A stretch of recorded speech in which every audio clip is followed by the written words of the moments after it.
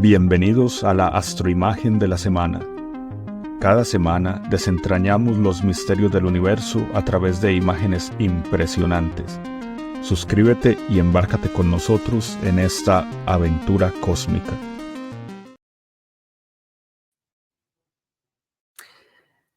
Hola a todos los seguidores de Astrofilia, soy Juan Diego Serrano, aquí con un nuevo episodio de la astroimagen de la semana. Y hoy vamos a hacer algo un poco diferente. En algunas ocasiones comentaremos alguna imagen que históricamente, digamos, fue muy importante. Es decir, no imágenes que han sido, puede que no sean muy llamativas en cuanto a la parte visual, pero que históricamente han tenido mucha importancia y ese es el caso de hoy.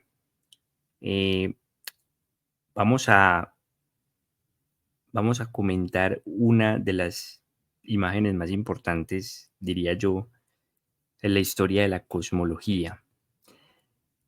Esto que se ve aquí, en la parte central de esta foto, voy a señalar esto, es el núcleo de la galaxia de Andrómeda, que en este entonces todavía no era conocida como la galaxia, sino como la nebulosa espiral de Andrómeda.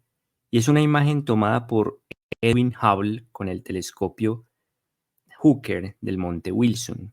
Esta imagen es de 1923. Aquí dice concretamente 6 de octubre de 1923.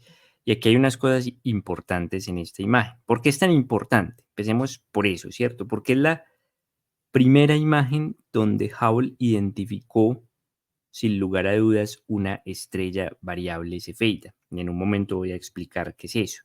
Pero básicamente es un tipo de estrellas variables muy regulares, digamos, brillan con cierta magnitud y varían de luminosidad en un periodo muy determinado. Y dada esta regularidad de las cefeidas, es posible utilizarlas para medir distancias cósmicas. Hasta ese momento nadie había medido la distancia a una nebulosa espiral y había un debate todavía en ciernes que llegó a su culmen en 1920, es decir, 3 años antes de esta imagen, llamado el Gran Debate en la Academia Nacional de Ciencias de Estados Unidos, sobre esta cuestión de si las nebulosas espirales pertenecían a la Vía Láctea, es decir, a nuestra galaxia como la conocemos hoy, o pues en ese caso, digamos, si pertenecían a la galaxia eran como sistemas solares en formación, por su forma espiral, como discos de acreción en torno a estrellas que se estaban formando, o si por el contrario eran los llamados universos isla de los que habló el filósofo Immanuel Kant. Entonces había esa discusión y esa discusión la lideraron dos astrónomos, Harlow Shapley del Observatorio de Harvard, que fue una de las personas que hizo avances en la medición de las distancias dentro de la galaxia, concretamente usando los cúmulos globulares, y Heber Curtis, que trabajaba en el Observatorio Lick en California, que defendía la hipótesis pues, del universo isla, mientras que Shapley defendía la hipótesis nebular o la hipótesis de que eran sistemas solares en formación, pero digamos que en ese momento no había evidencia concluyente para lo uno o para lo otro.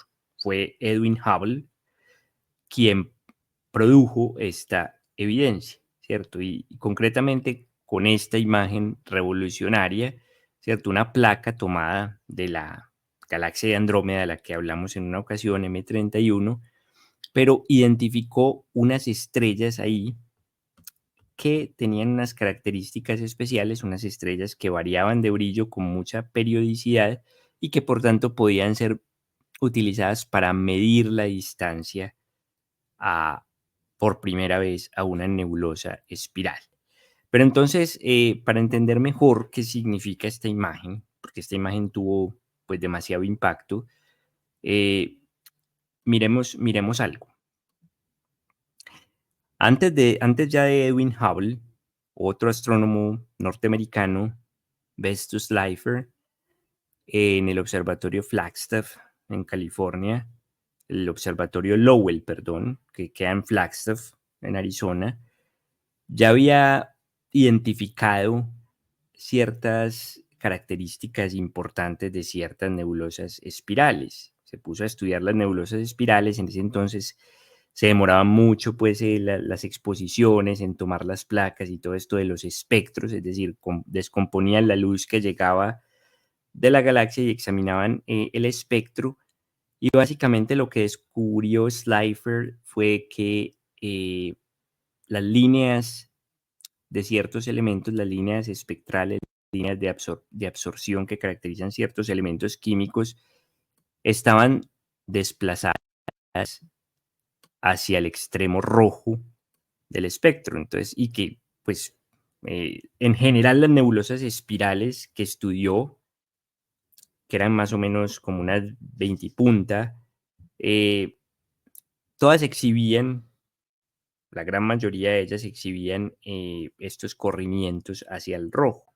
Había unas que exhibían corrimiento hacia el azul, es decir, como si se estuvieran acercando. Recordemos que esto es una interpretación del efecto Doppler, ¿cierto? Que nos puede decir si una fuente se está alejando, si una fuente se está acercando. Entonces, hasta ahí llegó Slipher, ¿cierto? Bueno, las nebulosas espirales presentan por lo general corrimientos hacia el rojo, pero no podemos saber realmente qué tan lejos están, ¿cierto? No podemos medir las distancias a ellas. Entonces, ahí digamos que quedó la cosa en ese momento. Entonces, ese fue un descubrimiento importante previo al de Hubble. Y el otro descubrimiento importante fue una relación que descubrió una astrónoma también norteamericana, parte del harem de Pickering en Harvard, Henrietta Leavitt. Descubrió una relación entre el periodo de variación de brillo de estas estrellas que se llaman cefeidas, que van a ser las importantes para Hubble, y la magnitud aparente, el brillo. En pocas palabras, el brillo. Aquí lo que vemos es precisamente un gráfico de esto, ¿cierto? Aquí está el tiempo de variación en días y la magnitud aparente, la magnitud visual. Y vemos aquí un pico, ¿cierto? Un pico de brillo y aquí el otro, con una diferencia de unos 5.4 días. Este es el caso de la estrella prototípica de ese tipo que se llama Delta Cephei. De ahí viene el nombre de Cefeidas, porque esta estrella queda en la constelación de Cefeo. Pero, ¿qué es lo importante aquí? Que ella descubrió que entre mayor fuera ese periodo de variación, digamos, entre más días durara esto de pico a pico de brillo, esta porción que estamos viendo aquí, más brillante era la estrella, ¿cierto? Entre mayor periodo, más brillo, más magnitud. Y esto era una cosa que obedecían en general estas estrellas, ¿cierto? Es decir, son variables, pero son variables muy regulares y obedecen a esta correlación que ya descubrió. Entonces, sabiendo realmente eh, qué tan, qué tan brillante es una estrella, pongamos que, digamos, hay un equivalente entre este periodo de variación y la magnitud de la estrella, podríamos calcular su distancia, ¿cierto? Digamos, nosotros, para poner una analogía, tenemos un bombillo de cierto número de vatios, sabemos cuánto brilla realmente el bombillo y lo vamos poniendo a diferentes distancias, pero nosotros sabemos el bombillo realmente cuánto ilumina. Entonces, si ponemos el bombillo muy lejos, pero sabemos cuánto ilumina realmente, cuántos vatios, de cuántos vatios es, podemos inferir la distancia del bombillo. Básicamente esto es lo que hacen los astrónomos con las cefeidas para medir las distancias. Y esta información fue crucial para Hubble, volviendo entonces a la imagen, ¿cierto? Entonces, él identificó, obviamente esto es un trabajo bastante dispendioso porque hay que identificar estrellas individuales en Andrómeda, comprobando así que si hay estrellas individuales allá es porque no es un sistema solar que se está formando dentro de nuestra galaxia, sino que es una galaxia independiente. Pero lo importante aquí era identificar estrellas que tuvieran esta variación regular, cefeidas, y poder inferir así sus distancias. Entonces aquí, que es lo importante que dice esta imagen aquí, var de variable, ¿cierto? Aquí Hubble señaló la posición de una estrella variable, sin duda una cefeida en Andrómeda, y pudo estimar por primera vez la distancia de una nebulosa espiral. En ese entonces, eso no llegaba a 1.000.000 de años luz, pero para entonces era una distancia inconmensurablemente grande, ¿cierto? Hoy sabemos que Andrómeda está casi a 3 millones de años luz, es decir, Hubble estuvo muy corto en la estimación de esa distancia inicial, porque estos métodos se han venido refinando, pero en ese entonces fue algo, digamos, como revolucionario, y esto está mucho más lejos de lo que habíamos esperado, efectivamente fuera de la Vía Láctea. Entonces, esto no son sistemas solares en formación, sino universos, islas, otras galaxias. En pocas palabras, esta imagen fue lo que mostró que, que las galaxias, pues, o las nebulosas espirales, como se conocían en ese momento, eran otros universos, eran universos islas y estaban fuera de nuestra galaxia. Y Hubble escribió una carta a su colega Shapley, el que participó en el debate y defendía la hipótesis contraria, anunciándole estos resultados y creo que mostrándole esta imagen.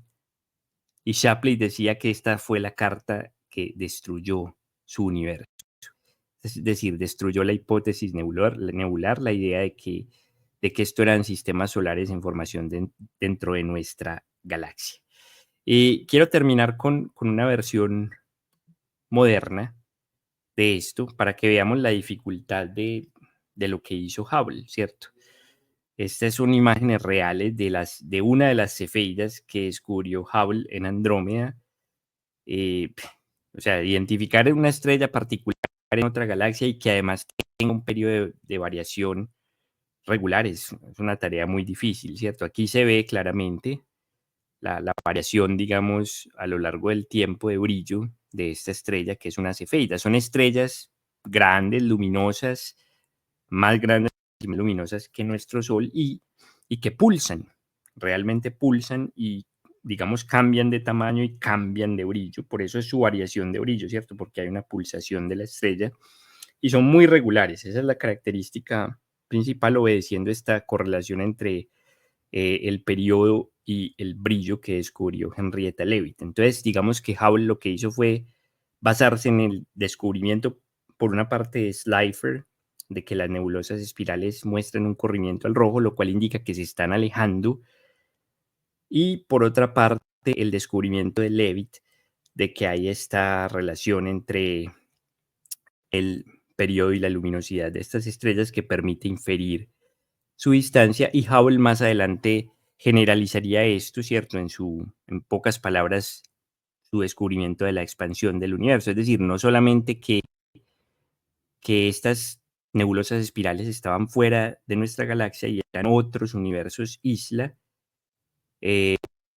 sino que además ese corrimiento al rojo que había descubierto Slipher era proporcional a las distancias, que entre más lejos estuviera una galaxia con más velocidad se estaba alejando de nosotros. Entonces, bueno, de pronto mucha información el día de hoy, pero esta fue una de las imágenes revolucionarias de la cosmología moderna porque digamos que multiplicó el tamaño de nuestro universo muchas veces y nos mostró que las galaxias son universos isla, en lugar de ser sistemas solares en formación dentro de nuestra propia galaxia, que según Shapley, por ejemplo, era la totalidad prácticamente del universo, ¿cierto? Hoy sabemos que hay miles de millones de galaxias en el universo conocido. Muchas gracias y seguiremos luego con otros episodios y los invito también a ver la astronoticia de la semana.